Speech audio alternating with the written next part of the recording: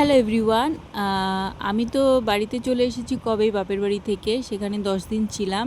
তারপর এই ভিডিওটা করে রেখেছিলাম। তো মা দেখো এখানে মালপোয়া পিঠা বানাচ্ছে।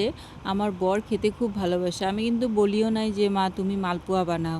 মা নিজে থেকেই বললো যে ও তো মালপোয়া খেতে ভালোবাসে, তাহলে বানাই।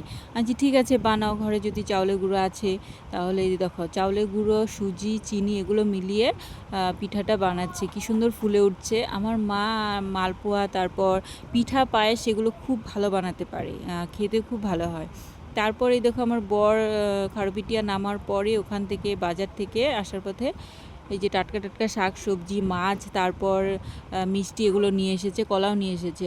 আর বেঙ্গলে ছিল, আমি যেখানে 10 দিন ছিলাম আমার বর বেঙ্গলে ছিল, বেঙ্গলে বাড়ির কাজ হচ্ছে সেখানে ছিল।